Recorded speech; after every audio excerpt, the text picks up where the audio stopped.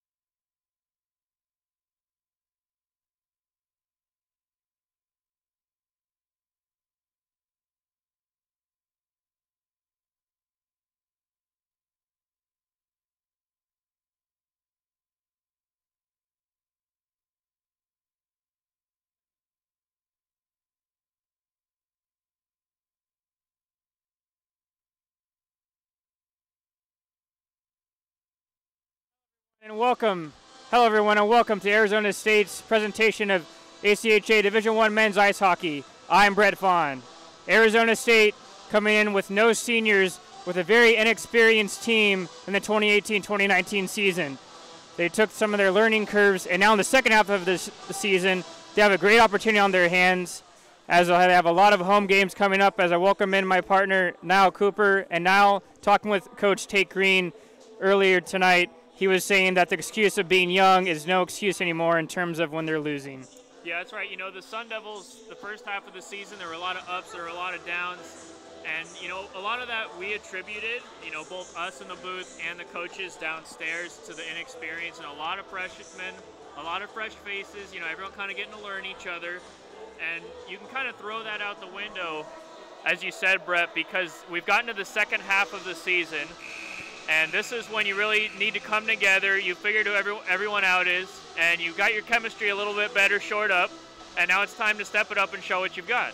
Great opportunity for Arizona State. 13 out of their last 15 games to finish the second half of the season are at home. Yeah, Arizona State, they're going to get a real taste of home cooking the next 2.5 months here, which is a big difference from the first half of the year when they were on the road. It seemed like basically every week, so the guys are going to have a chance. They're going to get to sleep in their own beds, eat their own home-cooked meals from mom, you know, do their homework in their favorite study spot. And I think that's going to be a huge opportunity for Arizona State to really use that to propel themselves forward and have a good second half of this season. UNLV, ranked number 13th in the nation. They struggle out on the road, though, 4-4. Yeah, UNLV, they've been pretty good, but mostly at home in that really crazy Las Vegas environment. On the road, a much different story. We saw Arizona State the first half of the year when they went up to Las Vegas, and they gave them a run for their money at home. So I like Arizona State's odds tonight if they can come out and really put the pedal to the metal early on Las Vegas. Well, folks, settle in as we christen in this 2019 calendar year with some Arizona State hockey right after this.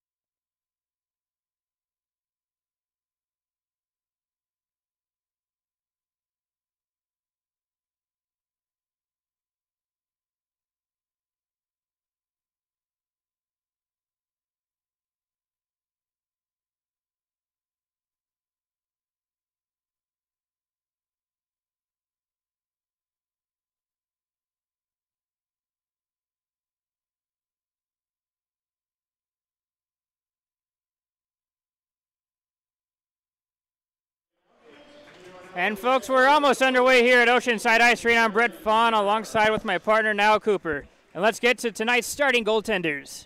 For the visiting UNLV Rebels, it'll be number 29, Ben Geisbrecht, the native from Aldergrove, British Columbia, 6-1 on the season, and then also winning against the University of Illinois in a 6-1 game with 26 saves on November 18th. And for Arizona State, it's no surprise, number 1, Bronson Moore, sporting that 7-11 record. But you could say, Niall, he's been the team's MVP. Yeah, Bronson Moore has played absolutely lights out so far this season. It'll be interesting to see, with all the rust they're going to shake off tonight, how he is between the pipes. But he's rocking those new gold and maroon pads. You know he's going to be ready to go, Brett. As the referee's getting the go-ahead from the scorekeeper, and we are underway in Tempe, Arizona. Draw won by the Rebels. We picked up by Joe Kazupski, the Las Vegas native.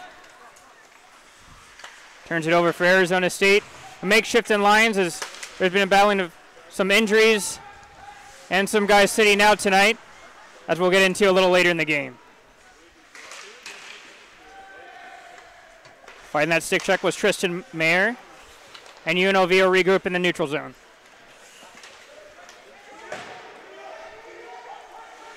Cross-corner jump. John Studioso tries to rim it around the strong side and will put out in the neutral as Arizona State goes for a change. Studioso with his head up. Indirect pass to Holston, but that chip is caught up in the linesman's skates and thrown back in by the Rebels. Moore leaves it for the captain, Zachary Kowalczyk. And a reverse pass from Studioso, rims all the way around. Nice play by Holston and number 17, Jared Horley. Both teams still trying to find their way as UNLV is also coming off a layoff from the winter break.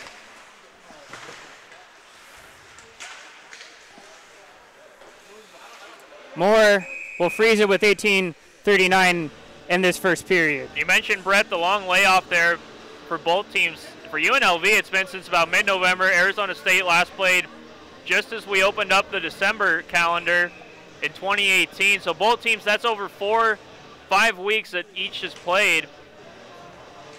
It's certainly going to be exciting to see the way both teams come out. You know, Arizona State, the key that we talked about, it seemed like just about every game first half of the year was come out and apply pressure early, and that's going to be really hard to do when you're just coming back in fresh off that winter break. Jacob Lester skating, just gains it over the blue line. Puck stumped in by Timothy Hoffenkamp for Arizona State. On the sidewall, it falls to Hoffenkamp, trying to protect the puck around the defenseman, Sean Plonsky. Back up to the point, a D-to-D pass from Miller ends up finding some traffic in front. Rebels now trying to break the puck out. And it comes to Jared Turcotte through the middle. Good back check by Hoffenkamp to lift the stick.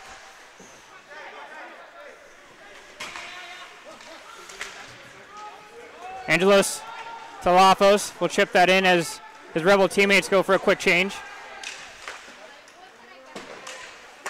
Bradley Budman plays it all the way down. No icing on the play. And looks like it's going to be a penalty as well coming up to Arizona State. This is a little too aggressive for number 22, Michael Wiggins, as he took Ben Geisbrecht's skate with him. And it's going to be a early power play for the Rebels. Yeah, Wiggins, one of our favorites up here in the booth, Brett.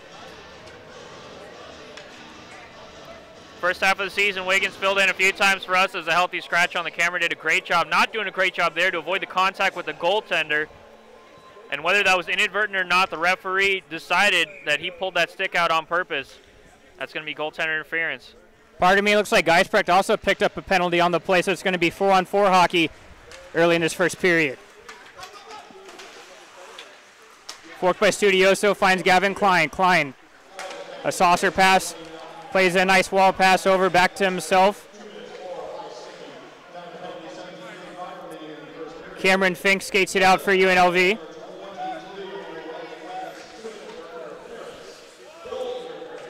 Puck will get chipped in to the Arizona State zone. Puck still fight in front, and Moore is able to cover up. A good turn of events for Arizona State to get the 4-on-4 instead of that 5-on-4 penalty kill.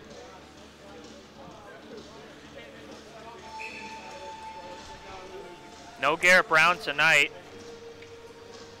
for the Sun Devils. He's one of those anchors on the back end, Brett. And if you're Bronson Moore, that's somebody you're really going to be missing, especially on penalty killing situations. Holy, a big hit, as it was a defenseman, Eric Williams, stepping up, and he had to pay the price. Basil Asaf plays it D to D again. As Moore was able to pick up traffic in front, as Tristan Mayer had a nice second chance opportunity. And now a minute and 11 left for this 4-on-4 play. How about the physicality? That's one of the things we love to see. A great step up at the point there as that puck was rimming around. Laying a huge hit. I believe that was Jared Horley, correct? Jared Horley, really good kid, great hit. Budman plays it D to D. Over to Kenneth Miller. Miller plays it back to his defensive partner. Budman with speed down the right side. Leaves it for Levi Holston. Holston centers out one, and that goes through with it being untouched. DeAndre John, great defensive play by Jet Larson, but it's going to end up being a slashing call from Levi Holston on the back check, and a little laziness is going to allow UNLV with a unique 4-on-3 power play opportunity with 49 seconds in this first period. And you know, Brett, Levi Holston, he really loves to play on that edge, as he seems to find a way to play both power forward and pass when he's on the ice. Unfortunately, he likes to get over that edge a little too much. He leads Arizona State in penalty minutes to start this season, and he just adds 2 more to his team leading total. UNLV sent up into that diamond power play. That shot on Zelwoody, gloved by Bronson Moore.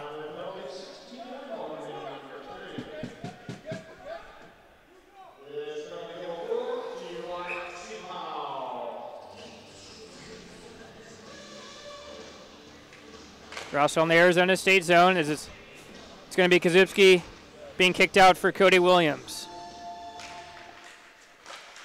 Scrums in front. That was a good job by the line mate Kazubski to win that puck for the Rebels. Now setting up into that diamond formation on the power play. Fink at the line.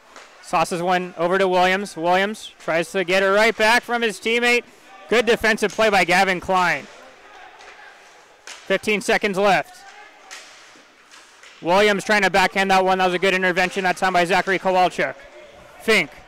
Walking, he's trying to sauce it in. A great job by Kowalczyk to read the pass. Shot on and they score! Chase Toronto, as the penalty was just about to expire, as Arizona State almost killed it off, and UNLV take the 1-0 lead. And Brett, there was some great work done by the captain on that power play for UNLV. Cody Williams was working off of the half wall on his weak side, and he was doing a great job distributing the puck between down low and up high, forcing the penalty killers for Arizona State to have to move around, and eventually they managed to open up that lane, and that puck just gets past Bronson Moore. And unfortunately for Arizona State, they love to play that aggressive game. They live and die by the sword, and on that time it got them as they got scored on shorthanded. Going to be an early hurdle for Arizona State. Already facing adversity in the first period.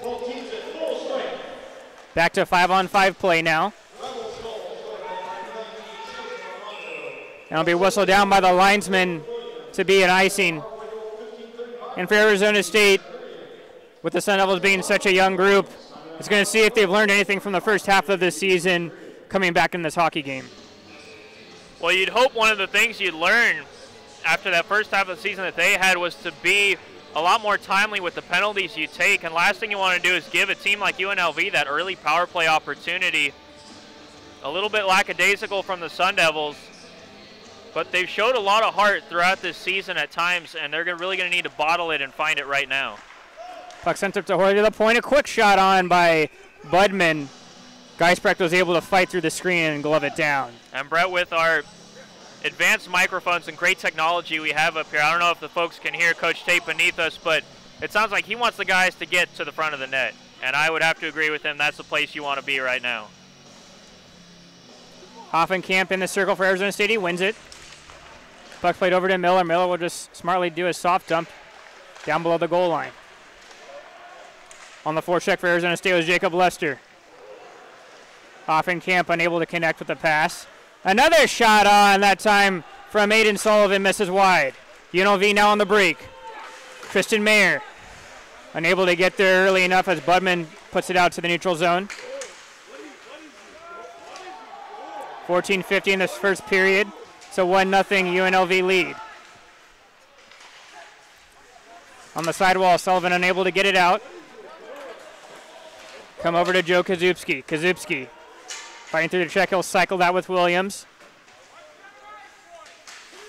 Good forecheck by the Rebels. Miller plays it all the way down, and it's going to be an icing.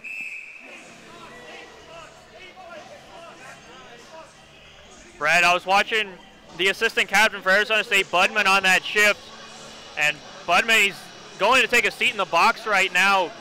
He was extremely, you could say, aggravated that shift. He was really going after guys, taking some shots after the whistle that were right on the edge. Not a penalty. And after laying a check, he loses his stick. It gets kicked away, maybe on purpose, possibly inadvertently, by the UNLV player. And Budman really gave it to the official as he was going to the bench for a change and just said one too many bad words, I suppose. And now he's going to sit. But that's just another example, going off of what we said earlier. You need to have your emotions in check and play a smart physical game, and right now Arizona State's getting over the edge a little too much. Sun Devils are going to be down to 5 defensemen, as that was an unsportsmanlike conduct. It's not going to result in a power play for UNLV. Draw one by Gavin Klein's going to be rimmed all the way around. Yager Larson unable to get it out. Good keeping by Eric Williams. Puck finds its way to Bronson Moore, and he was able to kick out the leg pad. Basil Asaf will take it into his own zone and try to recollect for UNLV.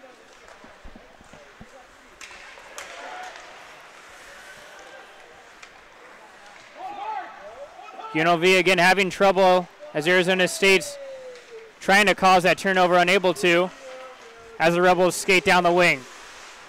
Paxton Malone trying to backhand that one that's glued to the boards, and it's picked up by the Sun Devils' Larson. Larson, an uncharacteristic mistake by him. Luckily doesn't cost the Sun Devils in a turnover going the other way. Yeah, you got to get that puck deep. A little more heads-up play from Yager.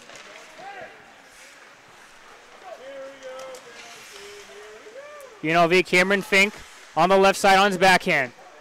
As he fights through a check, and it looks like it's going to be a high sticking call on number 7, Yager Larson, for Arizona State. So he's going to be taking a seat. And again, these uncharacteristic penalties, especially early in the game, and you're just putting yourself behind the 8 ball. Yeah, you hope they stay uncharacteristic, but if they continue at this pace, that might soon be the norm for Arizona State. I guess you could say when it rains, it pours. Bronson Moore really under some heavy pressure to start this first period.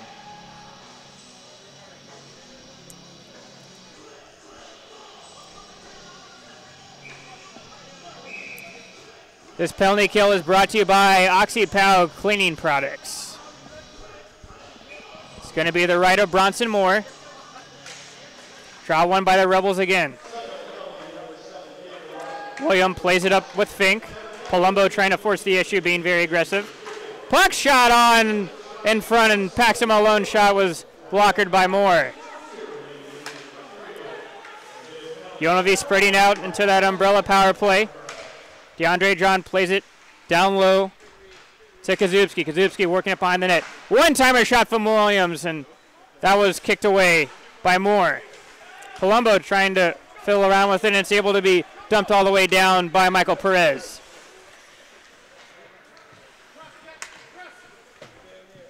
Bronson Moore made a great save on that first shot that UNLV managed with Paxton Malone operating right in front of him. Moore just getting his toe on that one.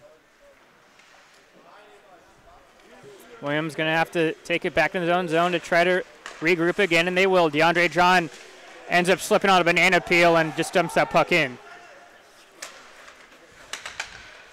Adams for Arizona State couldn't dump it all the way down, but just enough. As we're over a minute has gone by in this power play opportunity for the Rebels. Skating to the right side is Cody Williams, the captain. Williams tries to throw it in front and just out of the reach for the defenseman, Toronto. He had a golden opportunity right in the slot. Asaf plays it up to Toronto. Toronto fakes a shot, goes around. Wrist shot, and that goes a little high, glove side on Moore.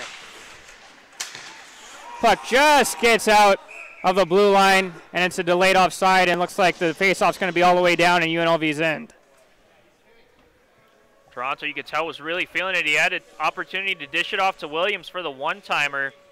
Short side, that would have been a hard one for Moore to get across, but Toronto decided to call his own number, just went a little high, and the Sun Devils are the beneficiaries of an offsides with 22 seconds left. You have to think, even if they lose this draw, just need to apply a little bit of pressure and they can kill off the rest of this penalty.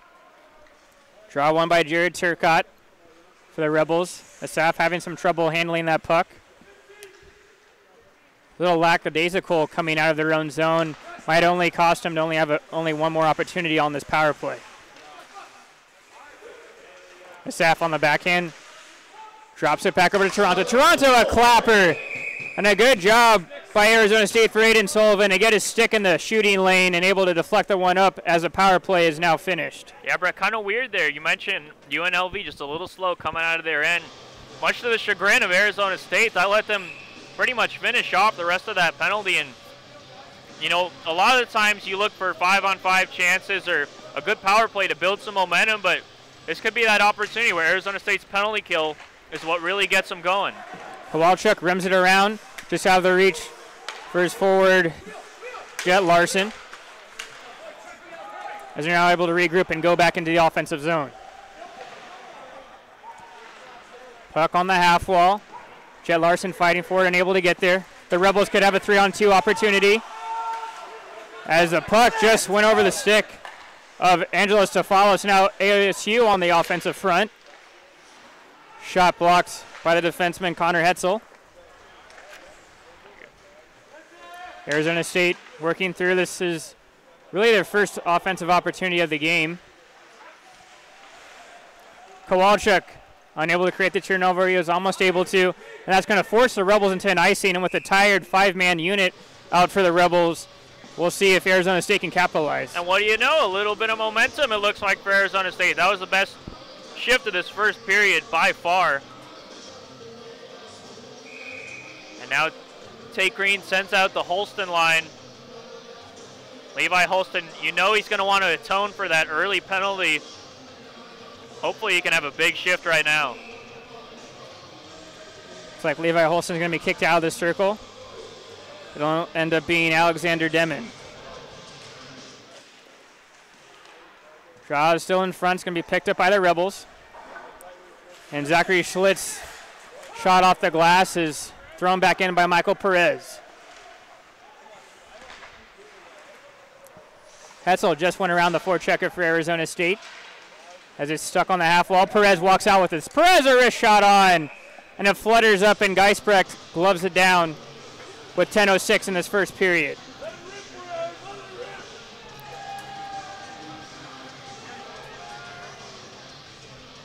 I'm sure Perez would have liked to catch a little bit more of that one, but nonetheless, more shots are better than no shots. Palumbo on the strong side for this faceoff. Unable to win it, though. Over to the weak side. UNLV is trying to relieve the pressure from Arizona State. They're going really aggressive on the forecheck tonight. Jordan Ray is able to get around Perez. He tries to center that one that's blocked up in the air. Kept in by UNLV, and the shot from Polanski gets blocked by his own man. Wiggins able to corral that puck. He gains the red line and softly dumps it in. Geisbrecht plays it off nicely. Always nice to have a goalkeeper that can play the puck, but it's turned over by his defenseman. Behind Geisbrecht's net, Palumbo trying to get a handle on it, unable to. Wiggins now jumps into the play. Polanski tries to force that one out. It's still kept in the corner. Pearson floats one over to DeAndre John. John plays it over to Ray. Ray plays it right back, and it's a nice defensive play by Dylan Adams. Costly turnover, though, and another diving save by Adams as he was able to block that passing lane what could have been a golden opportunity for the Rebels.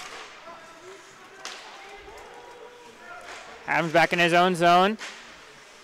He's trying to fight out the forechecker. A pass intercepted by Jake Geely, and he'll chip it all the way down.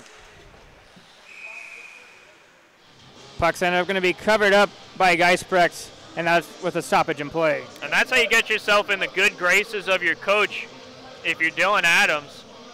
After a bad touch pass, a little too much finesse at the blue line trying to get it out, and it comes right back for UNLV. Adams absolutely laying out to deny that pass right into the front of the net. That's exactly what Arizona State needed to shut that chance down, but what they need also is some offense at the other end of the ice here. They're trying to be kept in by the Sun Devils. We'll come over to the Reek side. Toronto. Aaron pass gets intercepted by Perez. Kowalchuk wheeling around in his own net. Plays it up to Jet Larson. Larson, indirect pass off the boards. That'll be intercepted by Kazubski into the neutral zone. Hoffenkamp now on his backhand side. Coming in, trying to protect the puck. He'll try to throw that one in front. Unfortunately, no one there for Arizona State. Perez keeps that puck in. Digging for it is Lester. And it looks like it might have been a puck possibly out of play, or pardon me, it looks like the net was dislodged and it's going to stay in the UNLV zone. Yeah, a little bit of confusion. It looked like Arizona State might have taken a slash behind the net as they were getting in after that puck got deflected. No such call coming for the Sun Devils.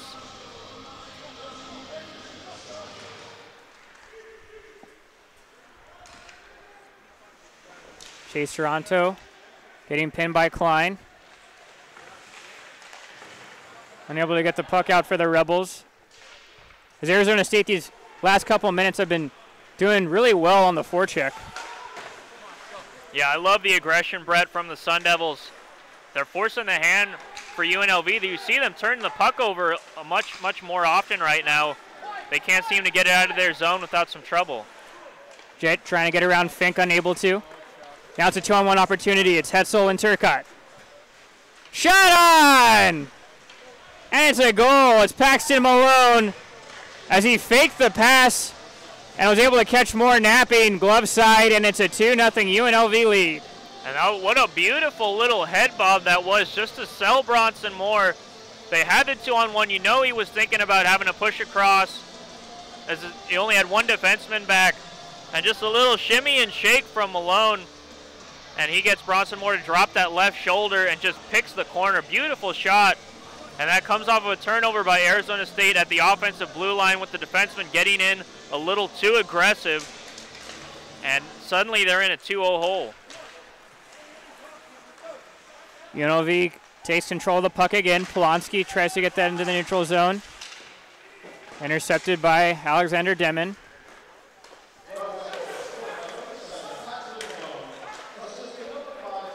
Now deflected in. No icing on the play. Polonsky's going to have to go back and backhands that one to his defensive partner, Zachary Schlitt. Schlitt tries to find it right through the middle. That's a good interception by Studioso right in the middle of the ice. Oh, and a beautiful move around is Kane Tarami, able to get around the diving Studioso. Puck will be dumped back in, and Arizona State is going to be able to change with the Tia Grube off the ice. You can tell UNLV is really buzzing after that goal that they scored.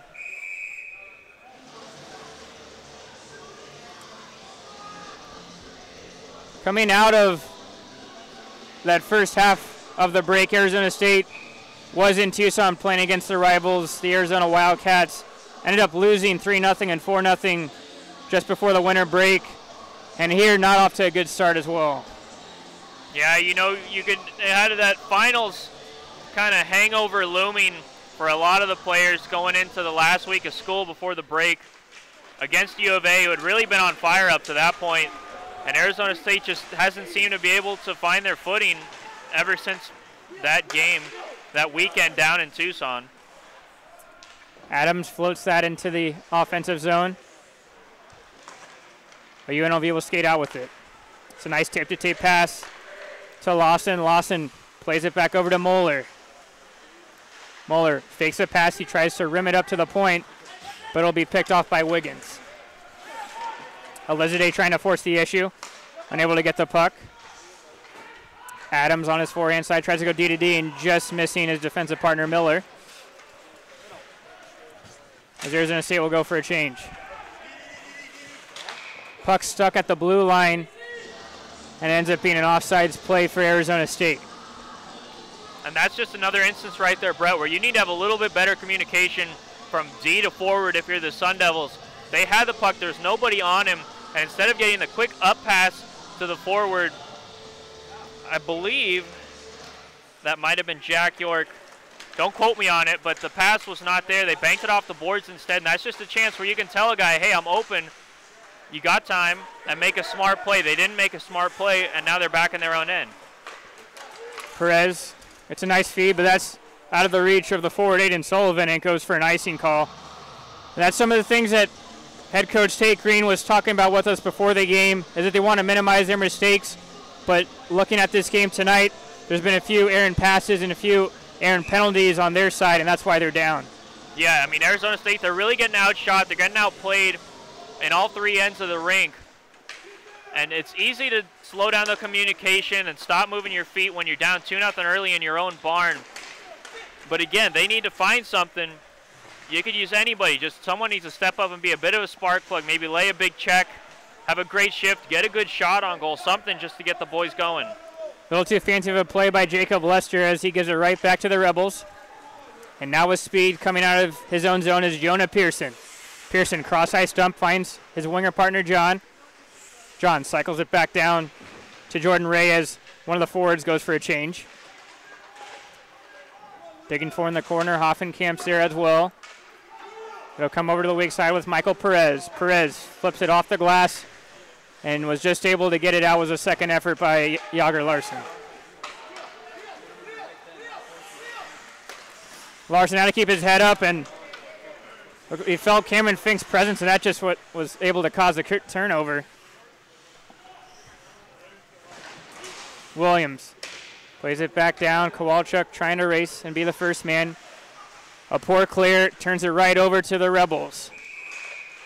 And it was swallowed up by Moore, and it looks like it's going to be some after-curricular activities going on. As it looks like two players are having a hugging match right behind the net with 4:03 in this first period. Yeah, Brett, who said hockey was a physical sport, huh? Just a couple hugs getting dished out? A little too early for Valentine's Day, if you ask me. Yeah, I'm much more open to the post-Valentine's Day sales. That's where you get the good deals. After Valentine's Day and after Halloween, for all those listening. It ended up being both captains actually getting into it behind the net. It was Williams and Kowalchuk. It looks like it's going to be Kazubski and Kowalchuk heading to the sin bin, where we could have our second stanza 4-on-4 hockey. And this might be just what the doctor ordered for Arizona State, showing a little bit of emotion, a little ferocity, a little fight back. As the linesmen's rearranging the net and the penalties are being dished out. We'd like to say thank you for tuning in to tonight's broadcast of Arizona State's hockey, and looking forward to a great 2019 with all the viewers.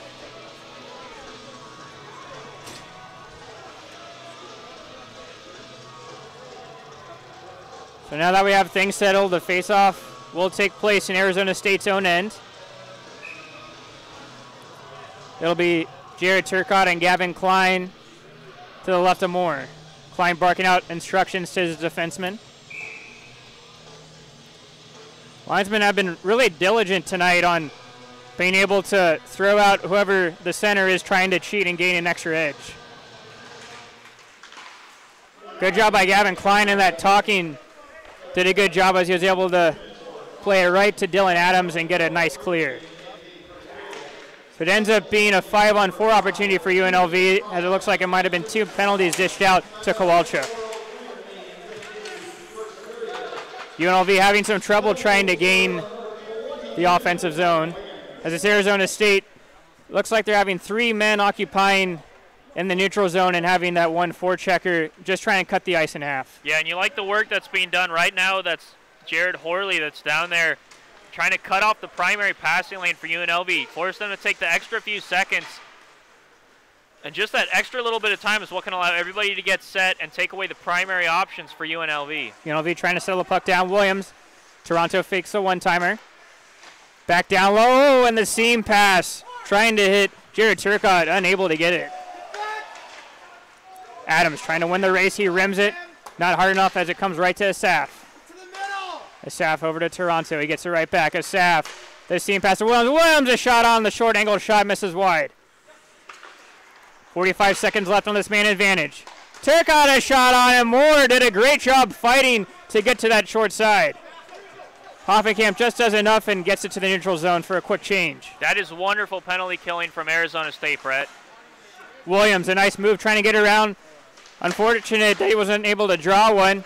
Puck gets thrown back, and Moore had to go into the splits as it took a bounce off the lively boards behind him at Oceanside Ice Arena, and Toronto was unable to capitalize. Yeah, you saw Toronto. He was struggling. That puck was on edge. He was trying to settle it down. Bronson Moore did the full splits coming across. Just pushed the net off the moorings a little bit. That means no change for Arizona State, as we're down to 2 minutes and 28 seconds left in this first frame.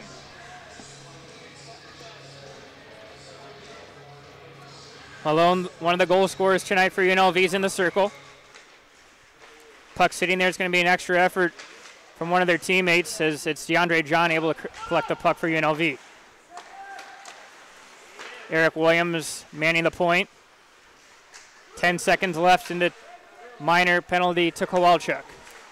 Quick shot on, that's a good block by Studioso, but the second chance opportunity is there. Miller blocks it and pays a price. And Palumbo will clear it all the way down. He's able to find one of his streaking players. That was Jared Horley, but it looks like he was a little too antsy touching the puck. We might be having a too many men call. And Brett, at this rate, you have to wonder when head coach Tate Green is going to absolutely blow a gasket on the guys, because this is just another lapse of concentration. You know the puck's out of the zone. The guy's still getting on the bench. You cannot touch the puck. Otherwise, it's a too many men penalty, and especially after seeing what both Studioso and Kenneth Miller were doing on the PK, taking shots, laying their bodies on the line. You've got to be a little bit smarter than that. Rebels have another power play opportunity, trying to capitalize just before the end of this first period. Williams plays to the half wall to John. John down to Kazubski. Kazubski shot on, and it's Malone. Again, it's second of the game, and it's 3-0 UNLV. Absolutely nothing Bronson Moore can do on that opportunity. That's an easy one-timer from the slot. I mean, that's borderline in the crease. He was so close, the UNLV forward, and you have to just be shaking your head at the discipline from Arizona State. You know, it's one thing to be shaking off the rust, coming off of the long layover, and it's another thing to be making selfish individual plays and not communicating, you know, not being smart.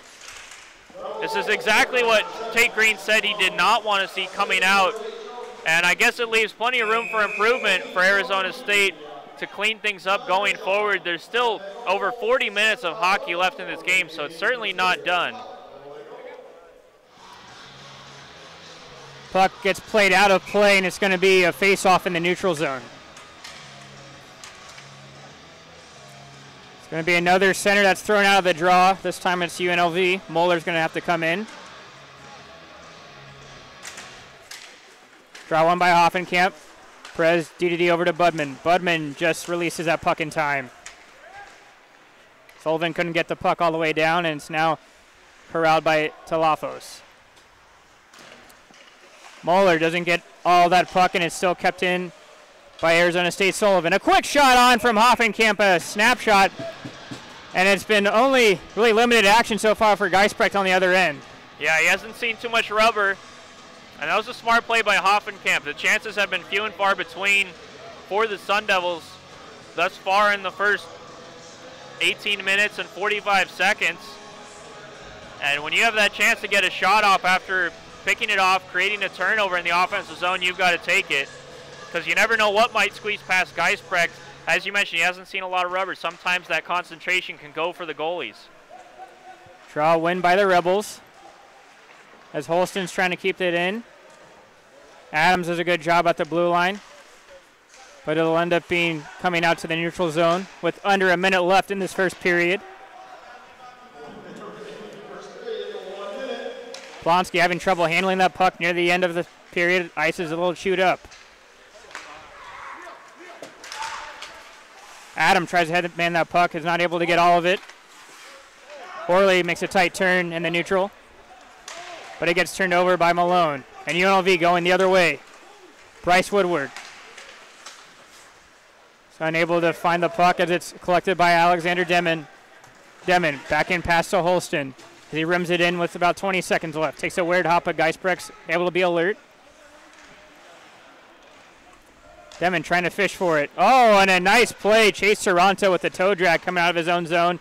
You can feel UNLV having some confidence out there. Malone trying to look for his third, and that'll be blockered away by Moore. Klein digging for it. It's kept in. A kick pass from Malone, and that'll do for this first period as it was all UNLV with a 3-0 scoreline.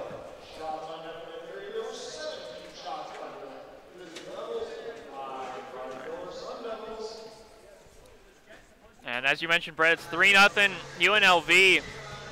Pretty much a nightmare start if you could come up with one for Arizona State. It just leaves you scratching your head. You're wondering, what exactly was going through the heads of a lot of those guys. And, I'm sure we'll mention it later, but Arizona State, they have some key guys out right now, whether it be injury or whether it just be lineup changes coming into the first game of the year. At the end of the day, that can't be an excuse. We've already gone through all the excuses. And you want to see more from Arizona State, and I'm sure head coach Jay Green will let them know in not so many words that they need to be a little bit better coming into the second period, and hopefully we'll see a little more fire underneath all those guys out there on the ice. Folks, it'll just be about 15 minutes, and we'll be back with second period action live from Oceanside Ice Arena on Arizona State Hockey YouTube.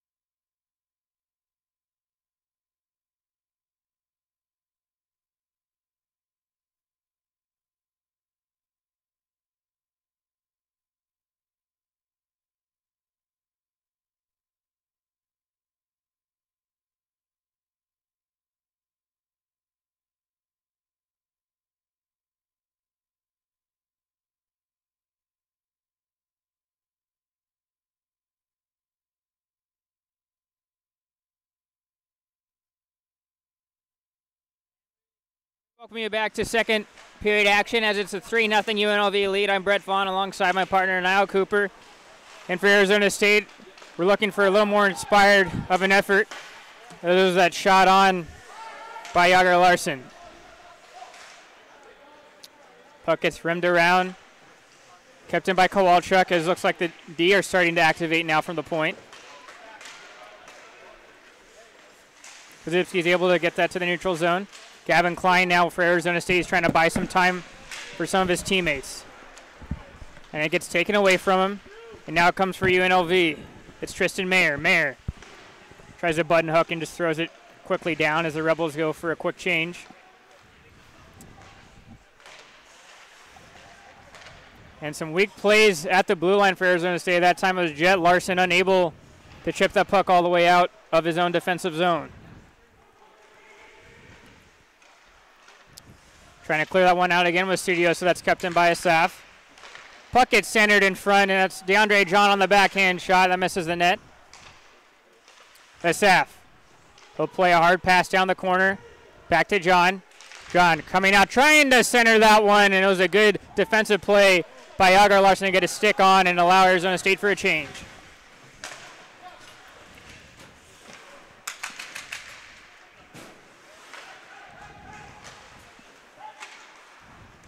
Budman unable to intercept the pass, and that'll go into the defensive zone. Hoffenkamp rims it around, but it's given away to defenseman Williams. Williams circling all the way around, gets 2 shots on, and Moore is able to answer the bell.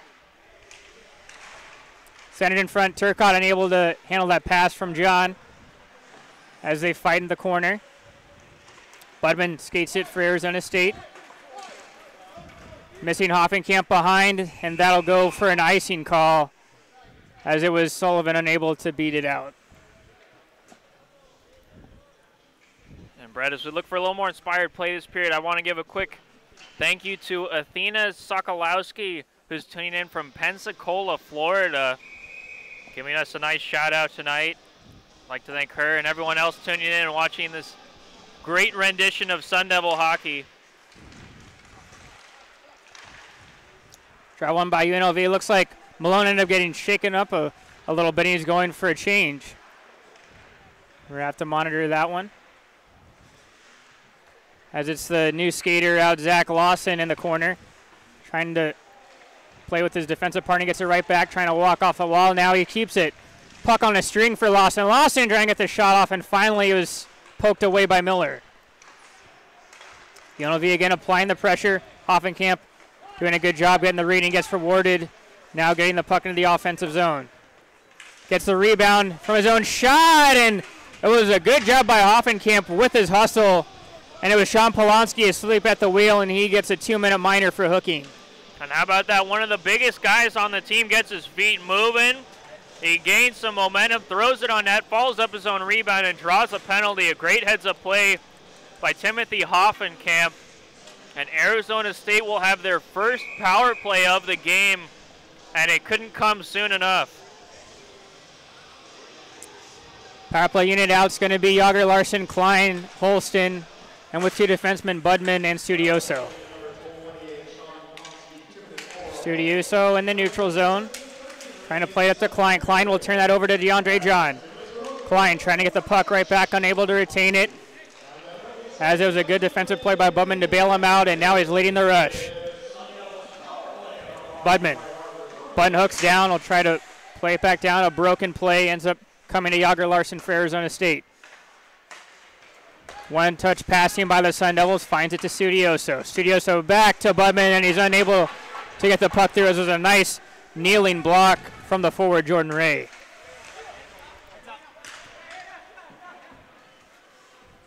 Studioso is going to take it all the way back down and try to gain some more ice to be able to build up some speed. I'd like to see a little bit more hustle from Arizona State on the rest of this power play.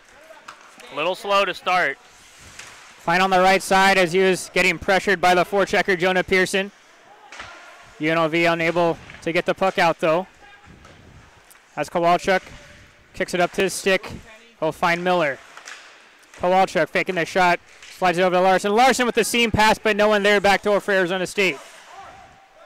Miller throws the puck down in the corner. That'll be gloved by Fink. Fink fights off a forechecker, and he'll try to delay some time and clears it finally all the way down. And Brett, after watching that power play the last few minutes, I would think Arizona State might still be on vacation because it looked like everybody was on an island all by themselves out there. No one was supporting each other, despite the fact that they had a man advantage on the defense. UNLV has been winning all the battles. Miller just able to play that one back in. Getting tripped down was Jet Larson, and that's most likely going to do it for the Polonsky 2-minute minor call.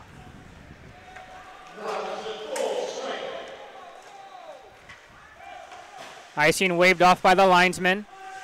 Jet Larson on the forecheck, trying to force a turnover on Schlitt. He'll walk out with it. Unable to avoid the check. It was a nice hip check, old school, by Jared Turcotte. And now UNLV on the attack. Miller backhands that one to Kowalchuk, but he's getting harassed by the forechecker, Kane Terumi. Arizona State with speed. It'll find Elizade. Maxwell Elizade, a shot on. Puck sitting right in front. That was a good job by the back checker, Turcotte, able to clear the net in front of Geisbrecht. Terumi on his forehand side, unable to get that shot through. It'll find its way to the corner. Pace is starting to pick up. No whistle in the past couple minutes. Williams now brings us that first whistle as he gets in a little shoving match with Arizona State's number 22, Michael Wiggins, and it's going to be an offside call. And we saw Elizade's brilliant speed that he possesses. We haven't had a chance to see it too many times tonight.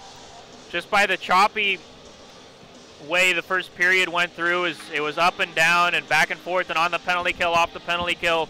But now that they've finally got a couple of shifts going their way, you saw Elizade is one of the speedsters.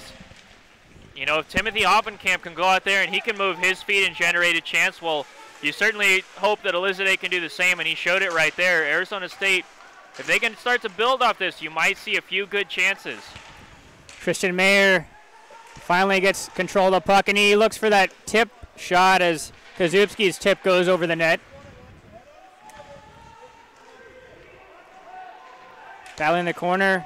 It'll come out to Kazubski. Kazubski slides over to Sav, and Moore slides to the weak side, and he's able to get the glove up and the puck out of play. And what do you say on that one, Brett? A beautiful move by Moore. If my eyes aren't deceiving me, it looked like he managed to get just the slightest of deflections on that chance. As you saw the defenseman slide in from the point, he was wide open on the back door. And just a beautiful play by Bronson Moore to keep Arizona State from going down by another goal in this period, getting that leather up there to deny the chance. Moore again bailing out this Arizona State team. It seems like a broken record. We've been saying it almost all season. Arizona State now Alexander Demon, a shot on, blockered away by Geisbrecht into the corner. Arizona State, you can sense a little more urgency in the second period, being down 3 goals that we didn't see in the first. Budman, D-to-D over to Callahan. Callahan unable to control it. He turns it over. Top line for UNLV is out. It'll be Cody Williams. Williams turns around, gets that shot on. That's blocked by Horley in the shin pads. Takes a weird hop over to Budman. And it'll sneak into the neutral zone. It's a good job by Holston on the pursuit. He has it now. Budman, a one-timer shot. And that'll miss wide right. Off a broken play, as it was Holston doing a good job to keep up with the play and created a great scoring chance. Another scoring chance right in front.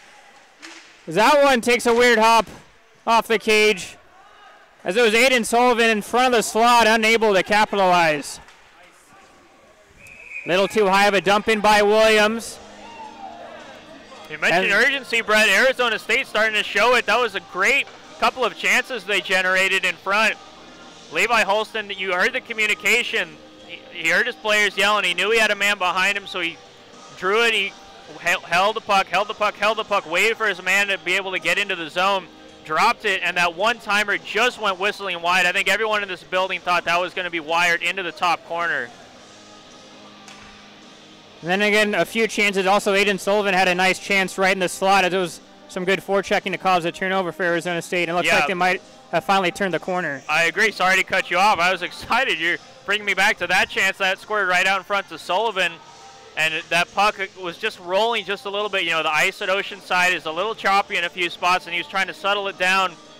And that gave just enough time for the defenseman for UNLV to get in there and get a stick on his and force a weird shot that took a deflection. But overall, great improvements from Arizona State. We're seeing urgency, we're seeing communication, and most importantly, we're seeing some hard work.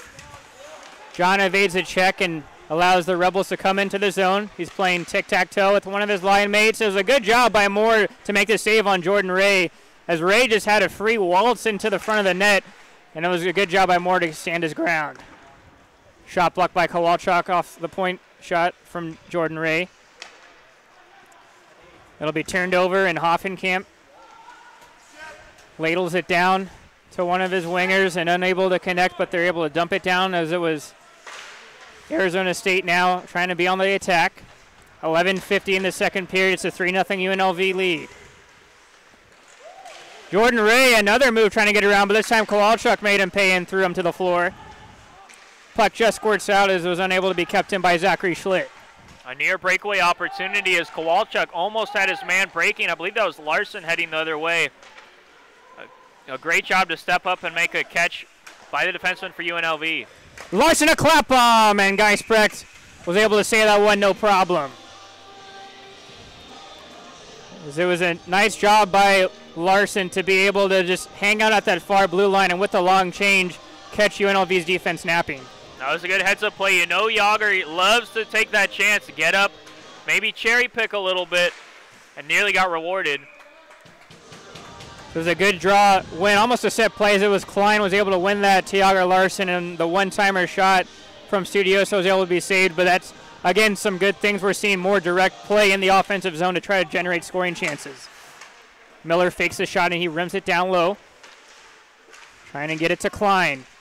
Larson trying to work his way out to the front of the net. He throws a pass over to his brother Jet, and able to connect in the corner. UNLV now on the attack. It could be a quick 3-on-2 opportunity. Moeller gains the blue line. Slide over and the shot on, and Miller was able to block the shot on. And the net's dislodged, and we're going to have a stoppage in play. But it was Zach Lawson, had all the time in the world as he got a nice pass and was unable to get it through, as it was Kenneth Miller again paying the price the second time this game he's done that. And Brett, I thought that play looked like it was offsides as it came in across the line. You saw that net front drive by the center for UNLV, trying to pull the defenseman back and open up a little space. And as he was crossing the blue line, the winger pulled back a little bit. I thought it looked like it was offsides. The linesman was a little late to get back there, and from his angle, he deemed it onside. Arizona State dodging a bullet.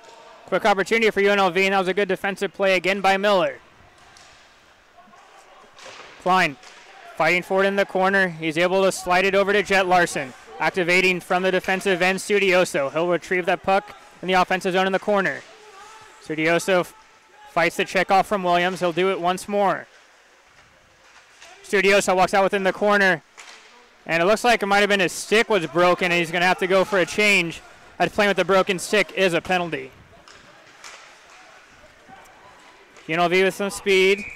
As Zach Lawson, one too many moves, and he ends up going offsides for the Rebels. And man, is that unfortunate for the Sun Devils. In the offensive zone, you saw Studioso with a nifty little move to work his way around the defenseman, and you thought he was going to be able to drop it off to Jet Larson, and just as he was looking up to move it to Jet, you saw the stick fail him in the crucialest of moments, and he had to drop it, and that chance goes begging for Arizona State. Just unfortunate. Almost to the halfway point of this second period, as it's still a 3-0 UNLV Rebels lead. Live from Oceanside Ice Arena. Again, I'm Brett Vaughn alongside my partner, Niall Cooper, and we say thank you so much for tuning in tonight. Adams just gets enough mustard on it to get it out to the neutral zone. Alexander Demon cutting in on his forehand. Demon with the wrist shot. He had a chance going back and forth to that short side, just unable to hit the target. Demon in the corner, tries to walk it out. Puck will be falling all the way to Adams. Adams with a little high of a pass for Hoffenkamp, unable to handle it. Adams intercepts the puck and will just go for the cross-ice dump and go for a change.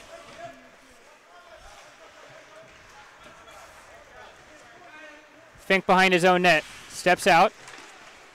Just evades 2 forecheckers from Arizona State. He's now able to give it to Kazubski on the right side. Kazubski falling down, and looks like he was trying to get a call from the referee, but no bite. Kazubski gets it right back. He gets thrown down. It was a nice check by Lester. But unable to have the wheels to get to the puck was Aiden Sullivan as he goes for a change. And I don't think Kazubski is going to be winning any Oscars anytime soon, Brett. He couldn't get either of those cell jobs to go for the ref. Puck's played down by Paxton Malone. Wiggins unable to get the puck out. Turcotte trying to stick handle it. That puck's just not settling down for UNLV in this offensive zone right now. Tarumi gets thrown down to the ice by Kowalchuk. And it squirts out to the neutral zone as Polanski will throw it back in.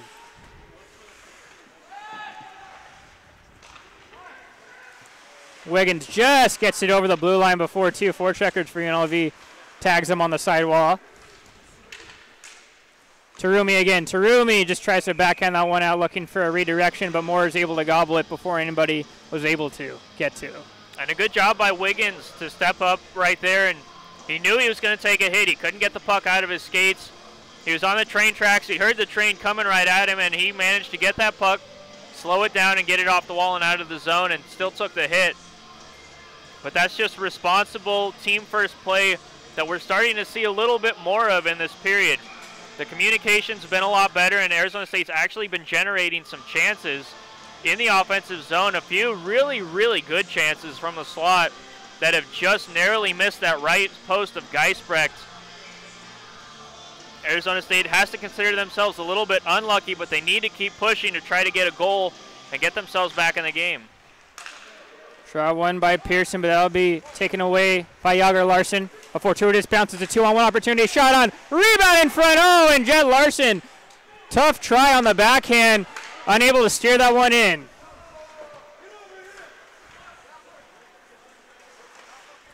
Pressure still on though for the Rebels in their own zone.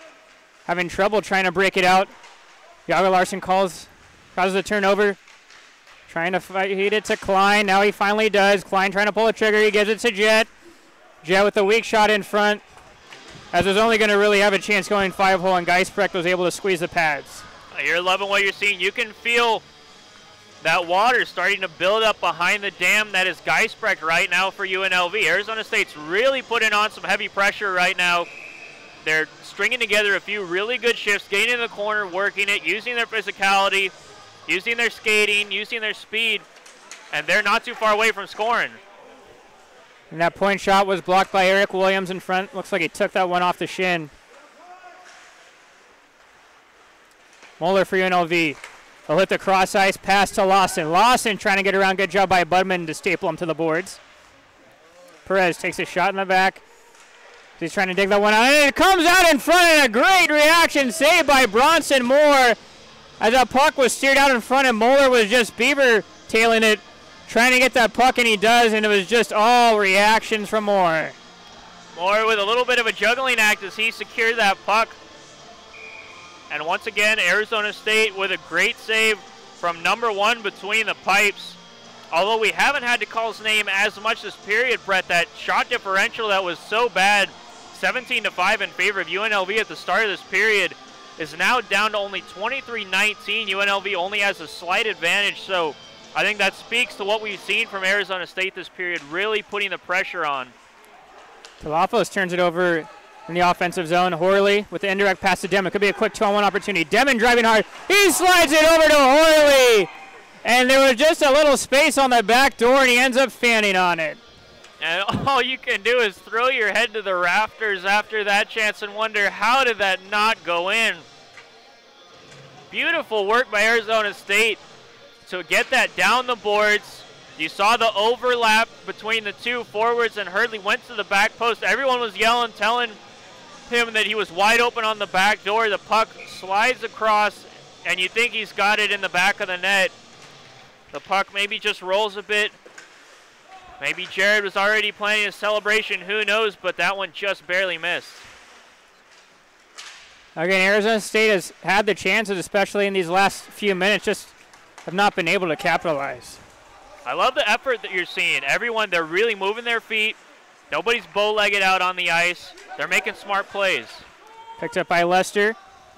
He'll play it into the side corner. Asaf trying to keep the puck on the kickboard. Lester's getting some help from his line mate Sullivan. As they're bobbing for apples, it'll finally squirt out, and it'll come out for John Moeller. Moeller plays it over to Eric Williams as they enter into the zone onside. Kowalchuk trying to pin him. He's able to. Sullivan, a nice chip of glass, and it looks like Dylan Adams, coming all the way from the defensive end, is able to beat out the icing. A great extra effort play, having to go the extra length as he's not usually a forward. When you see that effort from the bench, and you see Dylan Adams, the defenseman that's been promoted from that D2 team up to D1, making that effort to cancel out the icing, that speaks volumes, and that's really going to let all the other boys know that they need to get it going and step it up. You'd love to see that from the depth defenseman. Aaron pass by Kowalchuk, and Fink will be able to dip it down. Moore being really aggressive, come out of his own zone. It's sitting right in front, and the puck couldn't settle down for Tristan Mayer. He had a wide open net. Williams, a nice toe drag move, unable to. Looks like Arizona State's in a little bit of disarray in their own zone, and finally able to clear the lines as Budman. Klein has to wait for Arizona State to touch up, but he loses the puck in the process.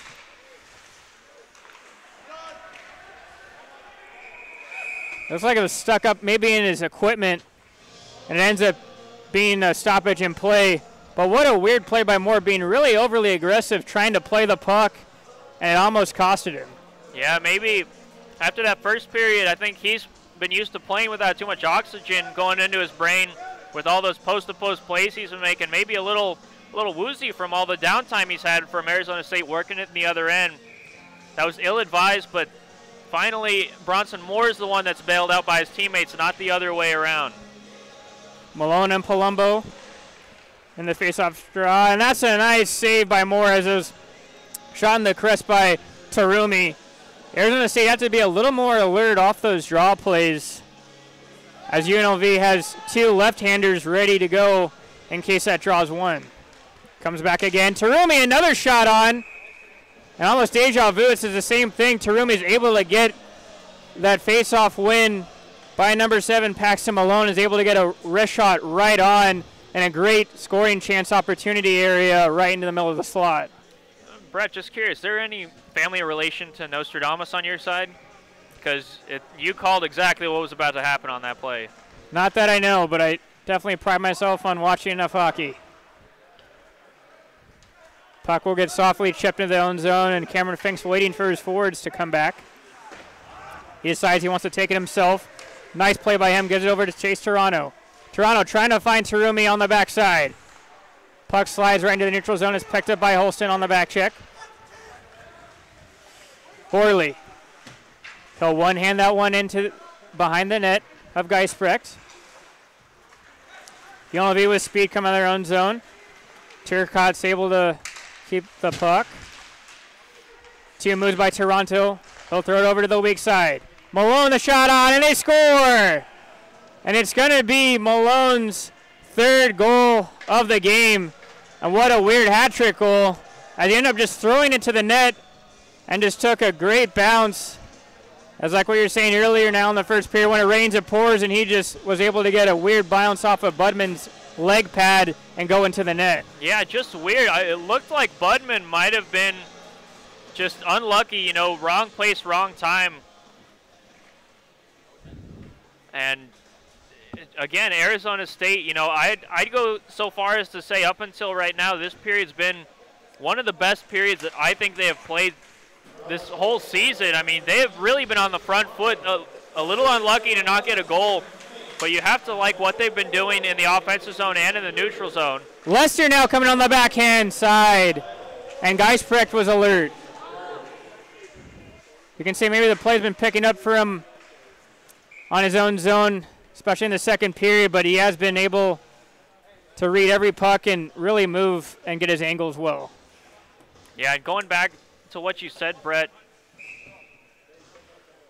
you know, Budman, he's been having one of the better games on the back end. He showed a lot of fight this period. Very physical. He's been making good plays, good breakout passes, and it's just very unfortunate, again is the word, that he's the one on the other end of that weird deflection into his own net. Well, folks, it definitely seems to me up here in the press box, this period's been really just moving by. Not too many power plays or penalty kills being called, and it's been really a lot of small whistles here and there. Arizona State battling for it. Gavin Klein's trying to fight it to the front of the net. Takes a weird pass. That time was from Jet Larson, just trying to get a weird bank that he just saw Malone try to do, but no one was in front.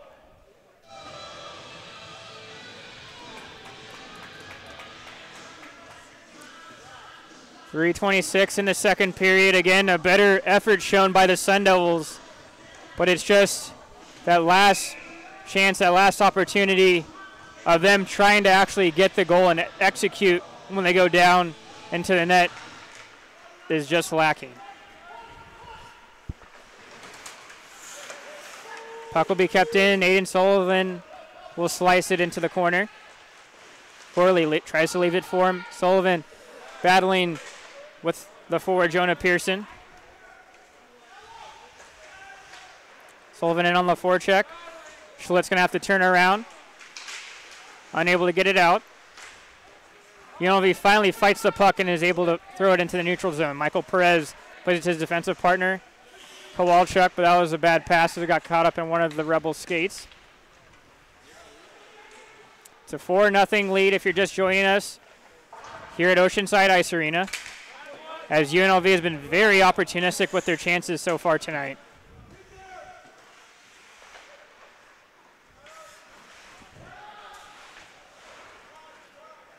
Lawson slides it back down, but the Rebels are again maybe near the end of the period. The puck's not really settling down for them in their own end, as it's still stuck in there.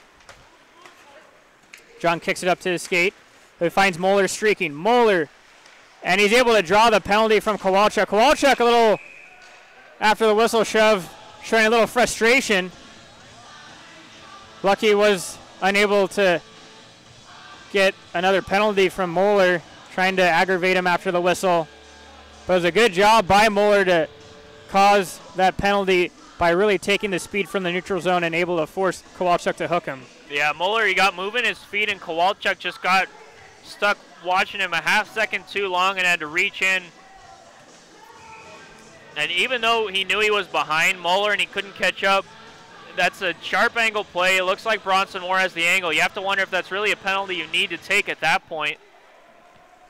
But either way, Arizona State's going to have to work on another shorthanded opportunity. Klein almost able to cause a turnover as was Geisbrecht facing on the back of him. And even for a player, folks, I can tell you that's a hard play to try to read. And even if you're a goaltender, it's got to be that much harder. Puck floats in offside for UNLV. As again for the Sun Devils, once they can get that initial clear, it's been hard for UNLV to be able to get the puck back into the zone when it's 5-on-4. Yeah, and you know, one thing that I think we talked a lot about in the first half of the year that we haven't brought up yet tonight was how good Arizona State's penalty kill was after they made an adjustment to the formation and how they run their penalty kill unit. It was extremely effective, and that wasn't the case in the first period tonight. But you're seeing kind of that idea with the penalty kill kind of manifesting itself into the rest of the team on the 5-on-5 play and even on the 5-on-4 chance that they had earlier. Paxton Malone, he scored 3 goals tonight. Williams trying to get that redirection in front from Kazupski, unable to. Moore looks like he's going to have to really fight through Kazupski to be able to see the puck. DeAndre John on the weak side trying to fit those seam passes through, and it's collected by Hoffenkamp. Unable to clear it, though, is Budman. 50 seconds left on the man advantage for the Rebels. And 1 minute remaining in the second period. Quick shot on from Malone, as it was a good job by Moore to front the shot. Arizona State's going to only have maybe a couple of their players change, and it was a bad change by UNLV because they really had an odd man opportunity as the Sun Devils were tired and were just trying to lengthen the ice to go for a change, almost taking some liberties, but UNLV bails them out. Yeah, not a heads-up play. Similar to the penalty we saw Jared Hurley take in the first period when he touched the puck a little too soon. UNLV, though, aren't exactly going to put themselves in a tough spot with their 4-0 lead that they have right now after that offsides. Unfortunate for Arizona State. You know, the rest of this period they worked so hard, and right now there's just a massive mountain in front of them that they need to climb. Coming into the zone, Tristan Mayer on his forehand. Sliding block, but that wasn't enough as Bronson Moore had to track the puck and able to squeeze that between his pads, as it was Kenneth Miller trying to take away the cross-ice pass. And you could say he was almost able to at least slow the puck down enough to allow Moore to react a little quicker. Yeah.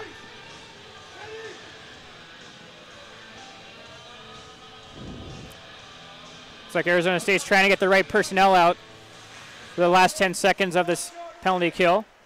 Shot on from Williams as it was a weird flutter as it was able to go over the net of Moore.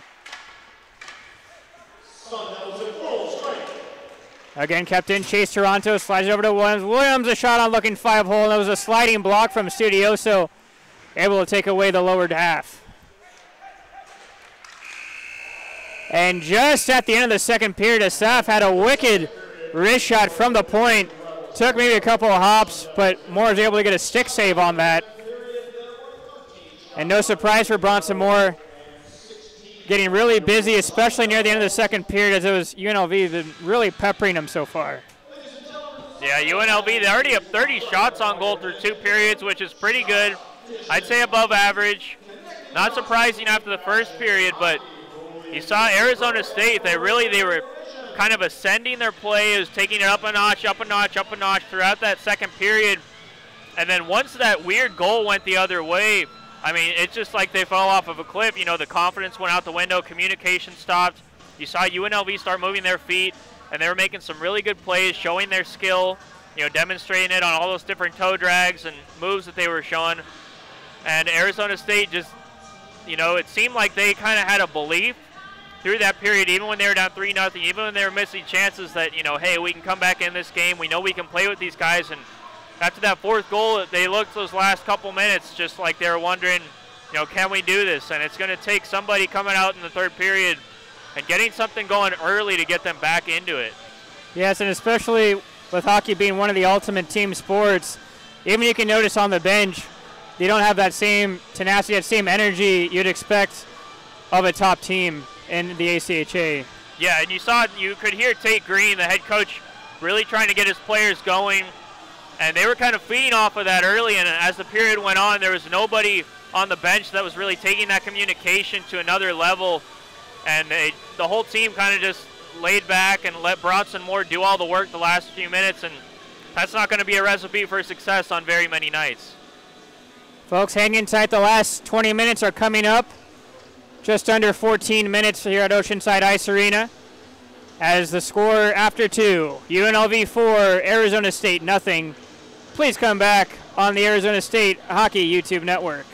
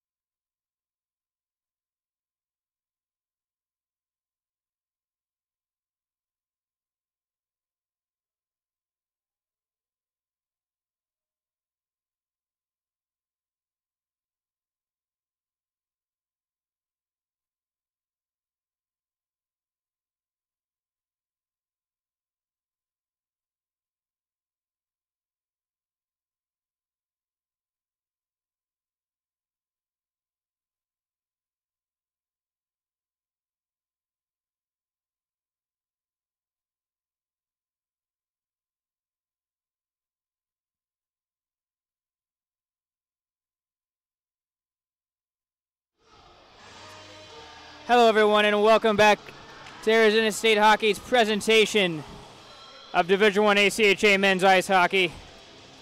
I'm Brett Vaughn, welcome you in for tonight's third period as it's a 4-0 lead for the visiting UNLV Rebels. And for Arizona State, they definitely came out with a lot more exuberance that second period, but they were just missing on a few chances, especially in terms of the execution part of being able to build up play and build up speed, but not able to capitalize once the buck was going for them to try to score. Folks, this third period is brought to you by Gallagher Insurance. Gallagher Insurance, risk management and consulting.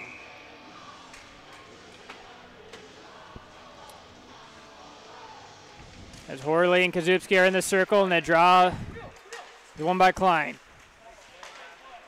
Cross-ice pass for Jager Larson. And that shot's redirected into the corner by Geisbrecht. UNLV swinging at that puck. That was Chase Toronto trying to baseball bat that out, unable to. Williams. He slides over to his linemate Kazupski. Kazupski's trying to get down. He still has the puck. Arizona State again scrambling. It was a good poke check by Gavin Klein to come up with that extra effort.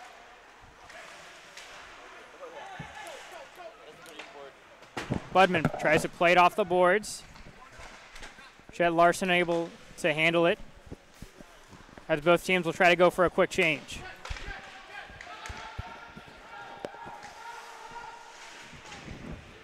Kenneth Miller is able to deceive the forechecker Mayer.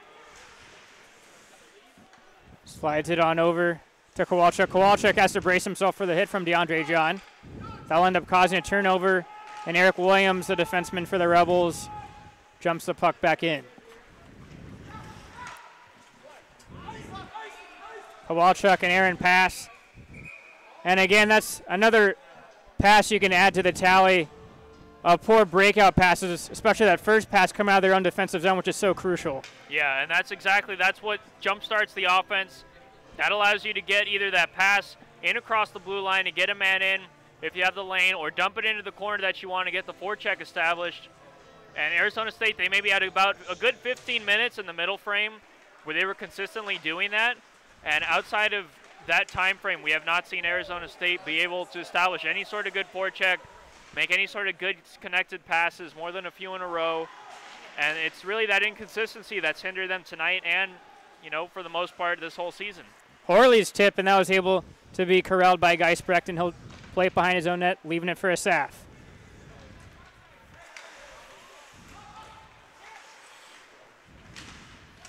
Deep play goes missing for Arizona State. Now some speed. It's a 3-on-2. DeAndre John, a nice cut up to the outside. Tries to center it right in front, and they score. And it's 5-0 as it's Jonah Pearson able to clean up the garbage in front. And early in this third period, not the start that Arizona State wanted, to try to claw back into this one. And now it's a 5-0 lead.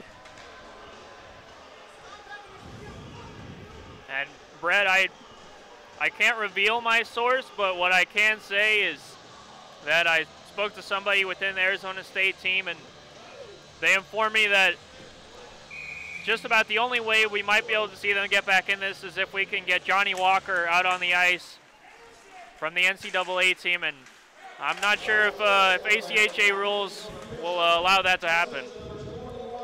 I'm not sure. Yeah, I think if we can use maybe Clayton Keller, that might be a better opportunity, but that's just me. Arizona State trying to get back on the attack, maybe just trying to salvage anything from this game, at least trying to deny the shutout to Geisbrecht. It'll be played by Lester into the Arizona State's offensive zone. Polonsky slides it on up, and with speed, now comes the hat-trick goal scorer, Paxton Malone.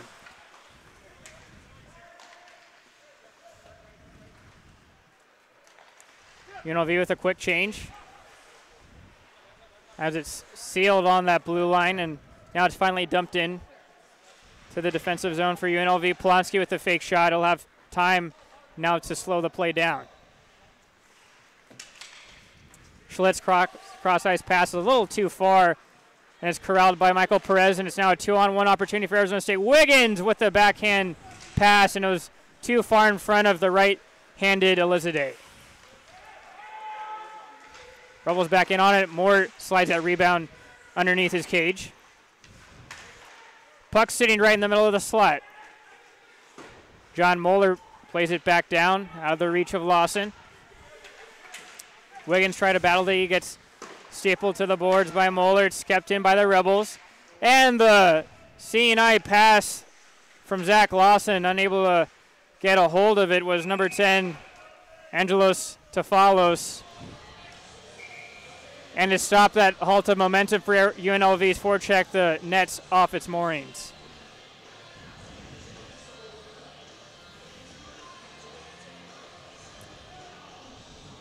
Well, we certainly saw UNLV show up tonight and ready to play from the opening whistle. Arizona State looked ready to play starting on that second period whistle, and you know, some nights you might be able to cut it with that kind of an effort, but when you're playing against number 13 UNLV, that's not exactly going to help your cause.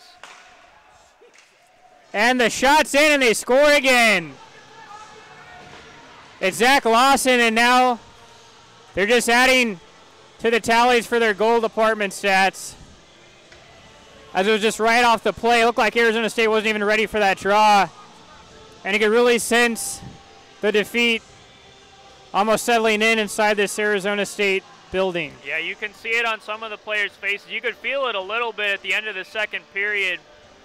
And any sliver of hope that the Sun Devils had left is just about out the window at this point. Looks like they're going to end up crediting the goal, possibly to Talafos. Looks like the scorekeeper is still trying to settle that one. UNLV's back in on the attack again. Kowalczuk's going to have to try to chip that puck out. And he's able to into the neutral zone as Arizona State can now control the puck.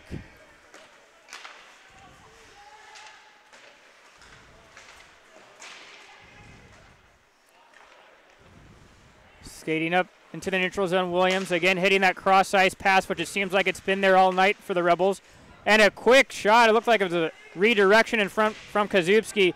Always tough for a goaltender. Moore's able to get his shoulder up. Williams, a clapper from the corner. Easily saved by Moore. Puck still right in front. They're looking at a second effort as Moore had to make a second save. Bad pass by Williams is going to go all the way back in his own zone and allow Arizona State a free change.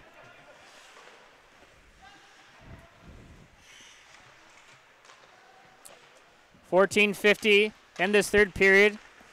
It's now a 6-0 UNLV lead.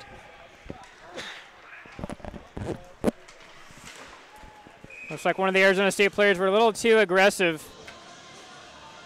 As again, with the sense of them being down by 6 goals, a little bit of the frustration is now showing as it looks like it's going to be for Arizona State. Looks like it's going to be Jet Larson. Pardon me, Yager Larson going into the sin bin for slashing. Now, I'm not sure if you can say this on very many nights when you're down 6-0, but in my unbiased and humble opinion, I think you can certainly say Bronson Moore is not at fault for any of the 6 goals that have gone past him tonight. A lot of power play opportunities, a lot of 2-on-1 opportunities or one-timer chances, and that one weird deflection off of Budman on the back post that killed all the momentum Arizona State had generated in the second period. And you haven't seen any of those, you know, rare goals where Bronson just kind of lets it go in or it's a bad angle or anything like that. It's pretty much just been UNLV outworking Arizona State and earning some good chances. UNLV, you can say the team's favorite pass is those cross teams pass, whether it be 5-on-5 coming out of their own zone and going cross ice with it, or especially on this power play once they set up into this umbrella formation of being able to try to hit that guy backside, as the penalty killers are really paying attention to the puck carrier. Aaron pass that time from Tristan Mayer is going to allow fresh penalty killers for Arizona State. Toronto protecting the puck, tries to do a tight turn, and he loses his footing, and it gets sent down all the way by Horley.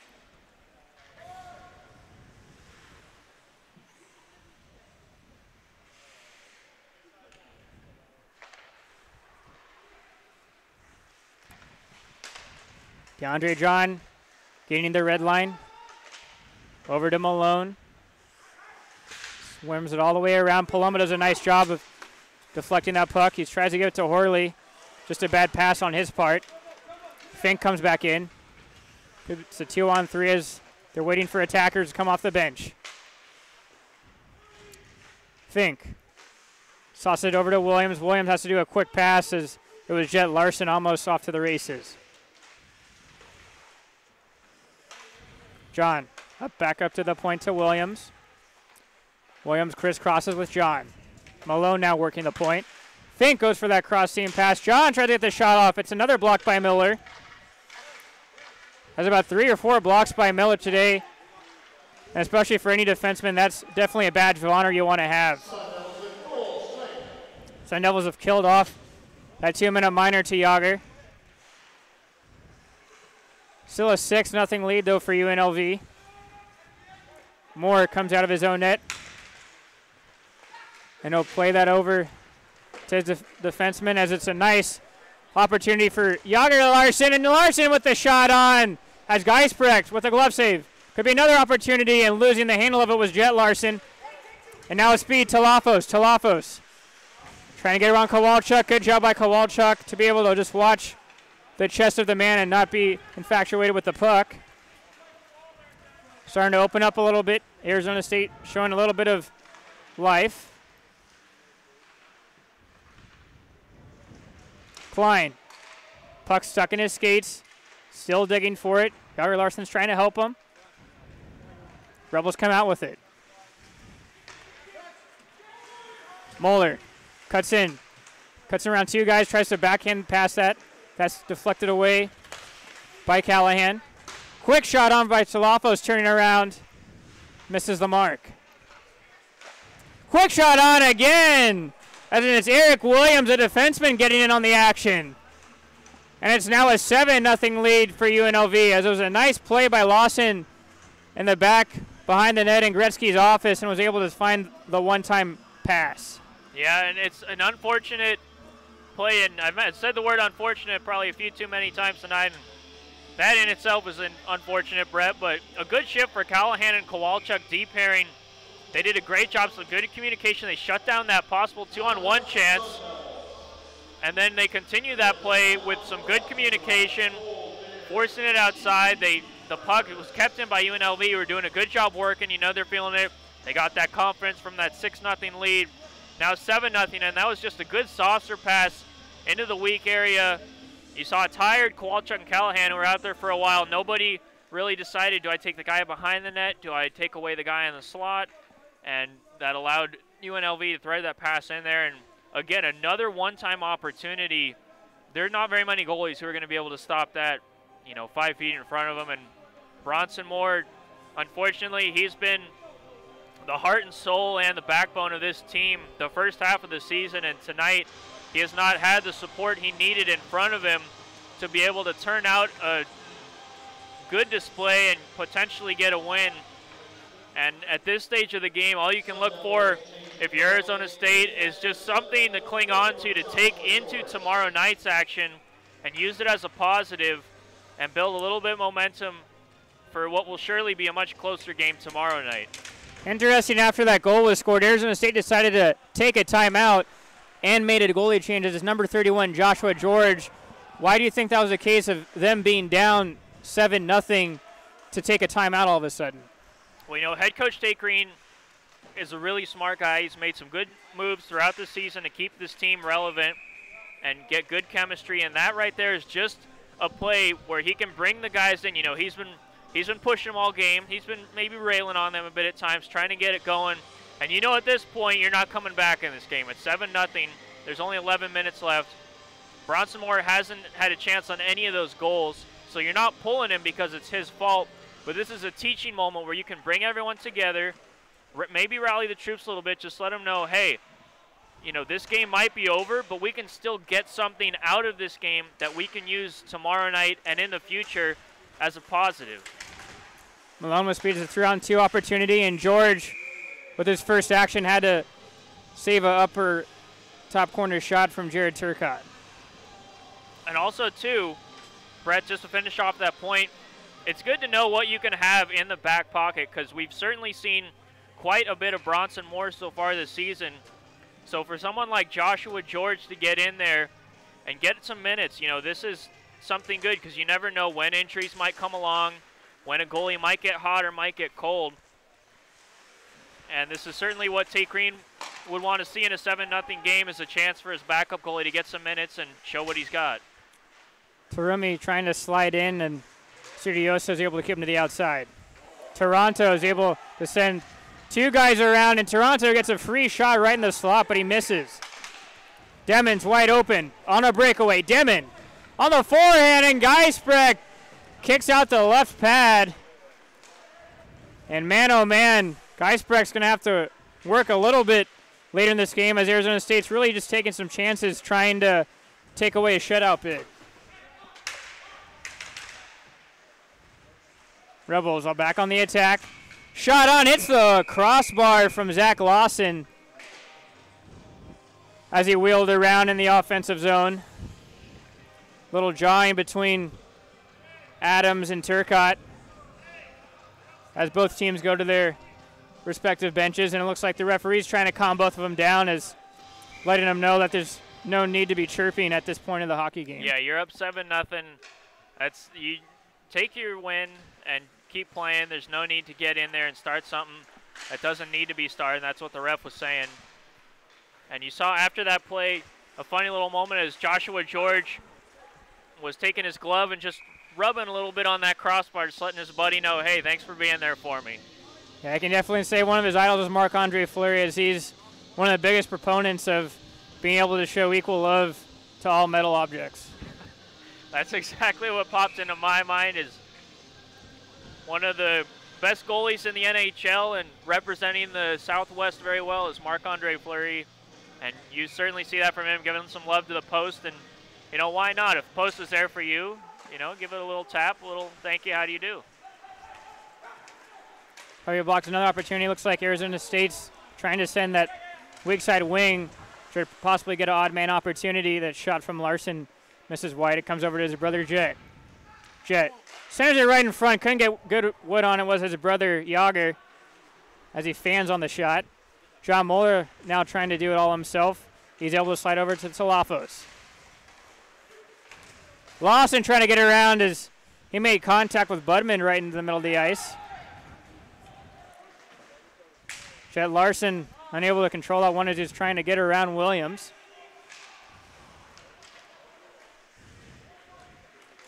We're just under the 9-minute mark in this third period. We thank you all for tuning in tonight to Arizona State Hockey YouTube. Asaf, as it was Timothy Hoffenkamp throwing out the stick to get it in the way, but it's an extra effort from Kazubski to get that in the offensive zone. Williams plays it back down to Kazubski, behind the net. Kazubski looking, trying to get that one-timer pass, but it was right in the skates of Williams, and he wasn't able to pull the trigger.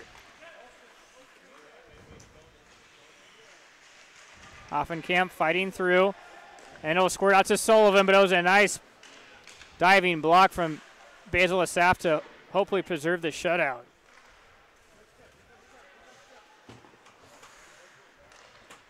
Asaf, he'll ladle it on over to Kazubski. He'll just gain the red and go for a change.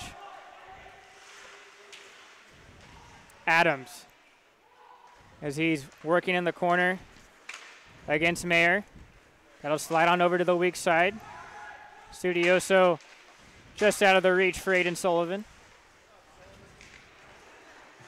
Sullivan on the right side. He'll hit the brakes and try to leave it over for Holston, but it's taken away by Cameron Fink, the defenseman. Fink plays it up to Jordan Ray. Ray cutting in on his forehand side, and that'll dribble to the front of the net for Joshua George to pick up. Folks, as we go to our now out-of-town scoreboard, brought to you by Southwest Airlines, the official airline of the ACHA. And folks, we're the actually only game tonight playing on a Wednesday night, a rare night, especially when it comes to college hockey. But I can definitely allude on the fact that Southwest did a great job for allowing me to travel over the winter break this vacation, as it took me to all the destinations where I wanted to go on time and allowed me to have 2 bags that flew free. Southwest Airlines, the official airline of the ACHA. Barner, did you get to go anywhere during the break? Well, Brett, I got to take in actually a few sites down in Florida, which was pretty warm. It was a nice little trip. You know, get a little refresh right before the second half of this season, which was very nice. I know you're very fond of the alligators down there. Yes, that's not something you see too much of out here in Arizona.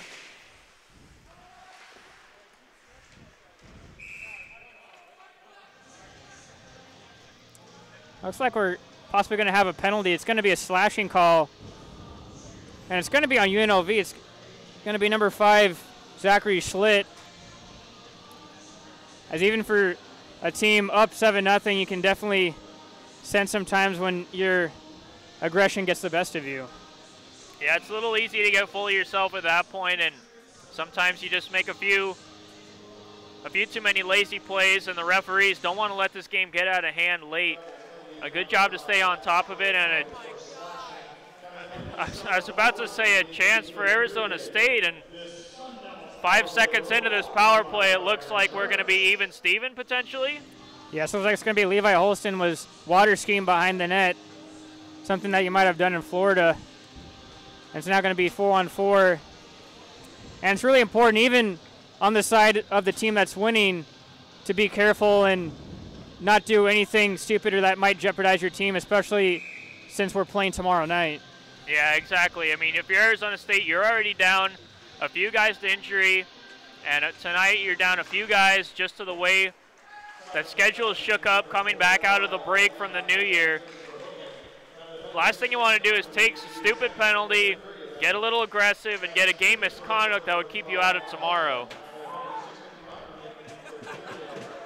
As it ends up being a goal for Arizona State, and Geisbrecht on a weird play ends up losing his shutout. It ends up being Jager Larson able to break it for Arizona State. And again, something you want to try to take out of, even when the result and the outcome has already been established. It ends up giving Arizona State a goal.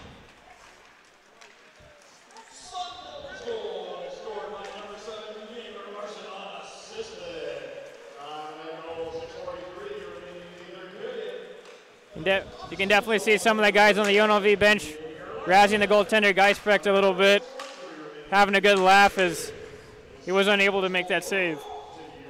And as you mentioned, Brett, Arizona State didn't want to give up a shutout tonight at Geisbrecht, and I'll admit I'm not really sure how that one ended up in the back of the net. But if you're Arizona State, you're certainly happy that there's not a shutout going against you for the UNLV side of things.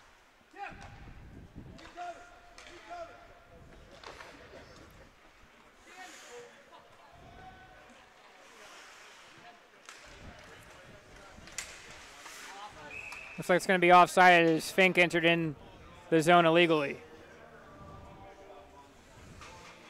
And in terms of injury reports, as we're looking at our Devil's Advocate Bar and Grill injury report for Arizona State, it's a laundry list for the Sun Devils. Again, no excuses you want to make, especially at this point of the season, but a lot of guys either possibly out for the season or just have picked up some knocks over the course of the year. Yeah, and you have Garrett Brown, who's one of the staples on this team, one of the few veteran players. He's out for the year following shoulder surgery. Then you've got Adam Havener, who's only got a few more weeks as he's still nursing an injury, getting back to full health. And then you've got Connor Deneen, who's out 4 weeks with mono. Those are some big names that log a lot of minutes and play a lot of different positions for the Sun Devils, who are not out tonight and who won't be out for weeks or maybe even months. And that's certainly a big void that you want to fill if you can. And you know that Tate Green's going to be reaching deep into the depth of this team to try to find something going through the rest of the year. But a lot of it, especially as a player, of trying to be able to make your mark, especially with so many freshmen on this team, is really got to go up at the chance of when you can, being able to be put into the lineup and really try to take advantage of it. Most certainly, and you know that, this second half of the season, right now Arizona State's at 27. You've got to get to 18 in order to make the national tournament. That's the goal. It's, in spite of what we've seen tonight, that's not completely out of the question. But more than anything, if you're some of these freshmen, you want to go out there, you want to, put your name in a good spot, put in a performance that earns you a chance for more minutes, because these guys are going to be on this team for years to come. You have a very young core, and one of the benefits of having a young core like that is it affords you the chance to build something for the future, so that next year, the year after that, that you're going to have a core group of players that are going to turn in good performances. And if you're one of those freshmen out there, this is your chance to go out and show the coach what you've got and establish your spot on this team. Especially in terms of championship teams, even looking at UNLV, of them being a new program in the ACHA, as with them right now is where you're building the building blocks for your program. Yeah, and that with the Arizona State, they have the NCAA team now. And with the level that they're playing at, these guys, they're not going to be pushing to make that next team up, and try to climb the ranks. This is the top team that they can play for, that a lot of these guys will have a chance to play for in the club spectrum. And so that right there should be the motivation to step up and give it everything you've got, because you're playing with the best of the best in the ACHA. Looks like it's going to be a timeout called by UNLV and the head coach, Anthony Vinieri-Greener. And I think to be able to maybe settle down his team as well. And in terms of talking again with Tate Green, as we had our turn of the year meeting, of being able to understand that their goal still, again, like you were saying, is to still be able to try and make nationals. And we see plenty of times, especially in sports, is where you really just have to get hot at the right time. And for Arizona State, after this game tonight, they're going to have 14 games still remaining, and that's still enough ground for them to be able to punch their ticket. Yeah, they'll have 14 games left. 12 games of those 14 will be on home ice.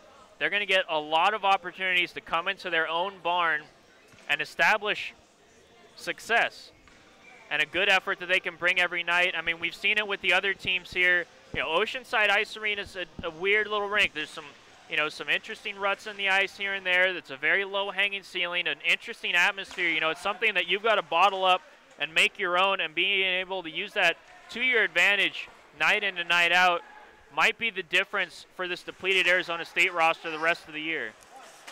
Arizona State ends up being able to be on the man advantage, as it was Jared Turcotte taking a penalty for UNLV, which I think was one of the reasons why head coach Greener was able to go ahead and try to slow the boys down. And it looks like it's going to be a call on Arizona State in the corner, as it looked like it was Eric Williams, and not sure he's going to be heading to the sin bin. It looks like it's Bradley Budman. We're trying to fight for it, and what the referee deemed was illegal, and that'll negate the power play opportunity for the Sun Devils. Yeah, Budman's been playing very physical all night. No surprise to see him in the box, but a good effort that I've seen. He's gone maybe over the edge a few times, but he's put in that effort on the back end that you want to see as a leader to kind of inspire the rest of the troops, if you want to say. Unfortunately, he couldn't achieve that tonight, but Budman's certainly been one of the better defensemen. And, as we mentioned recently, with the absence of Garrett Brown going forward the rest of the year, there's going to be minutes to be had on the back end behind Zachary Kowalchuk, the captain. And Budman's one of those guys that has a chance to step up and really establish himself. He's already got the A on his chest. Now he's got to go out and prove why he is an assistant captain and why he's going to be logging those heavy minutes. It's going to be some 4-on-4 action again tonight, as we have just eclipsed the 4-minute mark in this third period. Moeller for the Rebels, trying to get a hold of the puck as it's able to be kept in, and he looks like he hit a rut in the ice, as that was Zachary Schlitt being a little too fancy at the blue line. Looks like UNLV's going to be on a delayed call. Geisbrecht finally reaches out and touches it. Now it's going to be a 4-on-3 opportunity. It looked like the back referee was able to catch something behind the play. Yeah, it'll be Paxton Malone who takes his seat, as he decided to take a liberty behind the play on the Sun Devils. certainly no need for that when you're up 7-1 with 3 minutes and some change left in the period. As we look at our cold beers and cheeseburgers, neighborhood burger joints, upcoming schedule. As tomorrow night, Arizona State will be hosting UNLV again with that start time 8 p.m. Arizona time. And then again, those home games are going to be coming early and often this half of the season, so you're going to be hearing a lot of us folks at home, as it's going to be Central Oklahoma coming in January 17th at 8 p.m., and then it's going to be Oklahoma with the 2 games on Saturday and Sunday at 8 p.m. and 7 p.m. And it's going to be, again, another opportunity for Arizona State to try and establish a presence at Oceanside Ice Arena. Yeah, they're going to get their opportunities. They're going to play some high-end teams, and they're going to get to show what they can do. They're going to walk out of this building tonight 3-4-1 on home ice.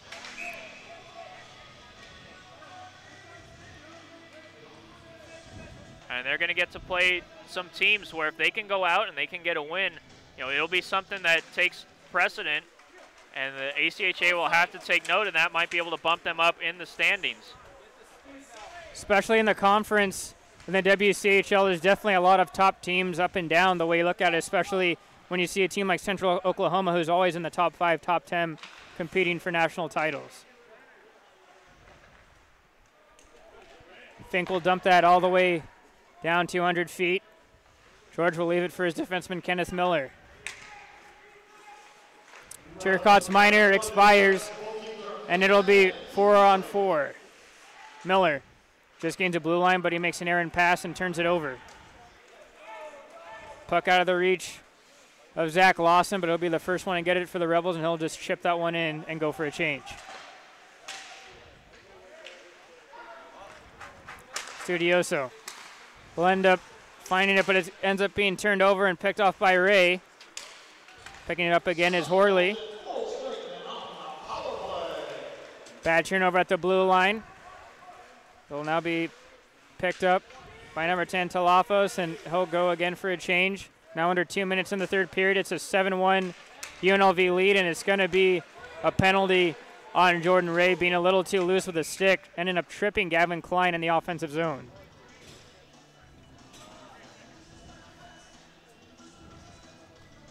And Brett, as we see another few more minutes here of the Hungry Howie's Flavored Crust Pizza power play for the Sun Devils.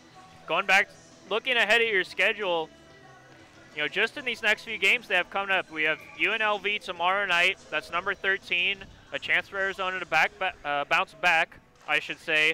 And then going into those games against the Oklahoma teams, following that, you have Central Oklahoma, who's number 8, might jump a little bit higher depending on how they play this weekend. And then same thing with Oklahoma, who's number 15 ranked. I mean, those are some very good teams that Arizona State is going to have the chance to bring into their building and show them how they play at Oceanside Ice Arena. And in spite of what's been a very challenging game tonight for the Sun Devils, they're not too far away from getting a few keystone victories to turn this season around. Klein, he'll backhand that pass over to Yager Larson, and he'll dump it right back to Klein. Klein getting pinned in the corner by Asaf. As that puck will dump all the way down, as it's going to be a power play opportunity for Arizona State for the rest of the period. And now we're under 60 seconds in this final stanza, which is all but a certainty for UNLV.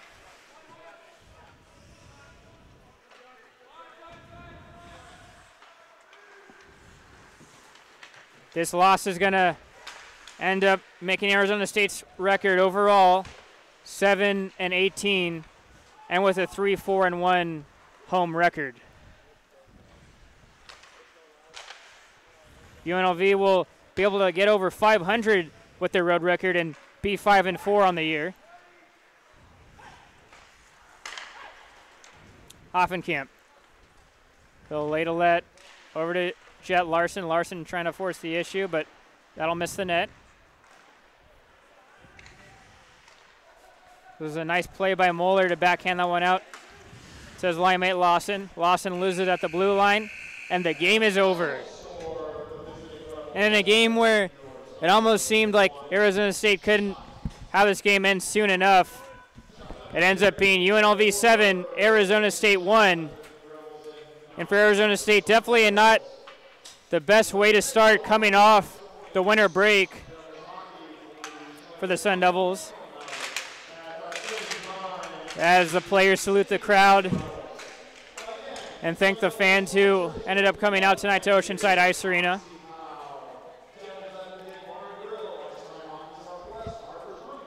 UNLV, you could say, not really putting in an amazing performance by any means, but it's more of them being very opportunistic, especially in that first period, getting a hold of the game at 3-0 and really putting this game to bed.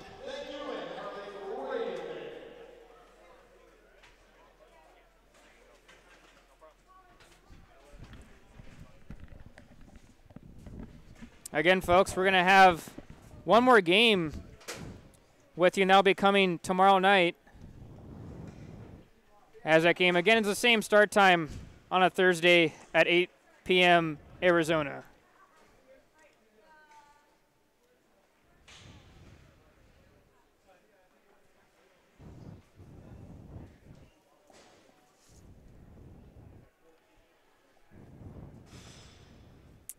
Folks, as we welcome you into our nice, cozy press box here at Oceanside Ice Arena. Hello, I'm Brett Fawn.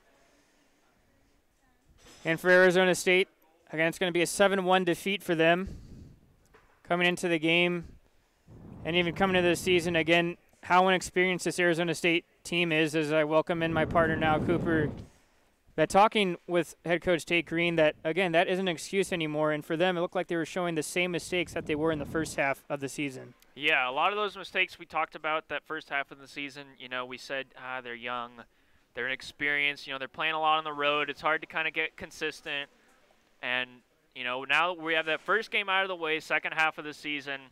And I think, you know, the last few excuses we can check off, you know, there's the rust. They got shook off the rust. They were missing a few faces tonight. They're going to get a few of those guys back tomorrow. So at this point, if you're Arizona State, you know, there's not a lot of excuses left to reach into the bag and pull out. And at this point, it's time to, you know, put up or shut up. And although looking at that, especially at the end of the first period, I think we could sense it in the building tonight, that once they were down 3 goals, that it seemed they were almost packed up and ready to head out after that first period. And it's something for them, as you can see, lacking. There's some bad penalties being called for them, as well as for them, especially in the defensive zone, they were having lapses in coverage where, especially in hockey, defense is really all about effort. Yeah, the effort was certainly lacking in a lot of areas tonight. You know, we saw at the start of that second period, to about 5 minutes left in the second period, Arizona State was really bringing it. They were having a great forecheck. They were getting good breakout passes from the defensemen up to the forwards. They had some good goaltending when they needed it, and they were generating chances. A few of those chances were really good chances. They just weren't able to capitalize, and it was, you know, UNLV who really showed them in that first period what capitalizing on the offensive chances was and how important that can be, because, you know, Arizona State, if they get a couple of those to go, suddenly it's a 3-2 game, maybe even a 3-3 game, and, you know, we're looking at something completely different coming into the third as opposed to the 4-0 game that they had to try to come back from in that third period. And, you know, you can't have that type of inconsistency. And I'm sure going into tomorrow night's game, there's certainly going to be a lot of motivation for a lot of different guys to come out and play a lot better from the start. And, you know, UNLV might be expecting that tomorrow, but given the way today's game happened, I think there's certainly going to be a chance for the Sun Devils to go out and take that game by the horns tomorrow and start off on the right foot. And now for your player of the game, brought to you by Just Dishin'. Connecting the dots between fashion and hockey, Just Dishin'. And what is your tonight's player of the game? Well, if I have to pick somebody, I think I have to go with the goaltender for UNLV, Geisbrecht, because Ben is a pretty big guy, the BC native. He came out, and although he didn't get the shutout, he didn't let in a single goal that was fired onto him directly by Arizona State. There's the one fluke goal that went in. And there were a few saves he made in that second period when UNLV was really on their heels and they were really feeling the pressure from Arizona State. that I think is, kept them at that 3-0 level, and that's what allowed them to then go 4-0, 5-0, 6-0, etc. And, when you can have your goaltender come in and make those couple key saves at the really important moments, that's what you need to win some games, and I thought he played spectacularly tonight for UNLV. Folks, we thank you so much for tuning in tonight. As reminding you, for tomorrow's game time, it's again the number 13th ranked UNLV Rebels coming into Oceanside Ice Arena, and it'll be at 8 o'clock Arizona Standard Time. I'd like to say thank you to some special people who have made this broadcast possible. I'd like to say thank you to our executive producer, Wilfred Chang, our audio engineer, Jesse Garrett. Our statistician tonight was Keanu Deguchi, and our cameraman as well was Roswell Weasley. For my partner, Niall Cooper, I am Brett Vaughn, reminding you of tonight's final score. The number 13th ranked UNLV Rebels 7, the Arizona State Sun Devils 1. We say thank you for tuning in tonight on Arizona State Hockey YouTube, and saying thank you and good night.